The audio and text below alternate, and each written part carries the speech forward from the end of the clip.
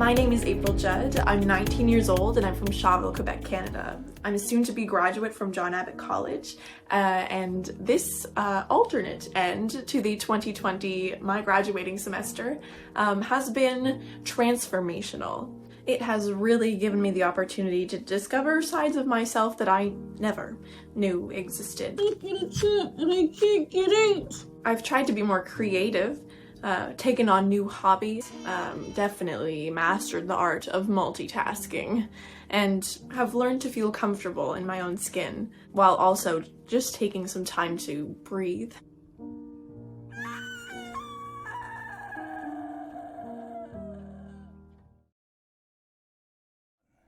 April Judd's wonderful video was the winner of a contest put on by an organization called GreaterGood.org. And if you have kids in the family, especially girls, it's a group you should know about. April's story was so uplifting, and that's exactly the kind of thing that we love to share, is just the ways in which people's unique perspective can inspire other girls, and we just loved her piece. Greater Good has a long history of giving to girls' education programs around the world and girls' education projects around the world, with the overall idea that as more girls, especially in the developing world and in poorer nations, complete school and are empowered, the more positive effect there is overall in the community. And so the idea was, well, what if we put cameras in the hands of girls who are really going through a lot and hear directly from them about their experience? And so that's really how Girls' Voices came about. Many girls around the world are breaking barriers by going to school or pursuing new opportunities. And so just to see the pride and strength that so many girls share in their stories is inspiring every day.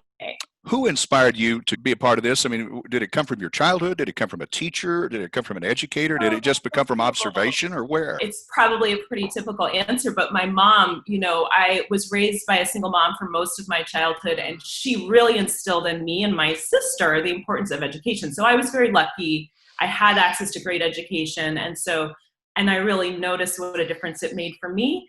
And then I got involved in media and really saw the difference that media making and storytelling can make for young people in general. I see more and more people on social media every day inspiring people, and I want to be one of those people. Someone who creates and finds beauty in even the less favorable hands that life deals us. So from me, to you, graduates and non-graduates, and anyone who is struggling to adjust or who is overcoming losses, both big and small. We got this. Or at least we will. Eventually. So enjoy the journey, and congratulations. Graduated. By the way, you can see April's awesome video in its entirety on the More Life Facebook fan page and on my YouTube channel. Just search Jody Dean and More Life. 100 years ago, America was just emerging from both World War I and the fight against what was then referred to as the Spanish flu. The exact number is unknown, but it's estimated that worldwide between 50 and 100 million people died. 600,000 perished in the United States. And in the span of only a few months, the life expectancy of Americans dropped by more than 12 years. As with COVID-19, the pandemic hit minority communities especially hard. And in talking recently with Dallas historian and genealogist Donald Payton, he mentioned a name few locals have likely ever heard: KINYA TSUKAHARA. The first Asian doctor in the state of Texas was Dr. TSUKAHARA. Dr. TSUKAHARA was sent over here by the emperor in Japan to study the Western way and to bring them back to Japan. Well, Dr. TSUKAHARA was set up inside Dallas. When the fever came in, people was making up awful smelling stuff, rotten eggs and things, and they was wearing it around their necks and carrying stinking stuff in their pockets to cure the fever. Actually, what it did is that it kept people away from you. You stunk so bad that nobody wanted to get close to you. All of a sudden, a mask doesn't sound so bad. Yeah, it kept you distant. So he saved all of the people who lived over in the southern sector, but he had seen it before. He knew remedy. Dr. Tsukahara saved my dad. He was a great doctor. He helped to cure the fever of 1918. The past 10 years, we learned a lot from my aunt, who came and lived with another sister. Many physicians at that time did not see Black patients. Most of them were not charged for their services.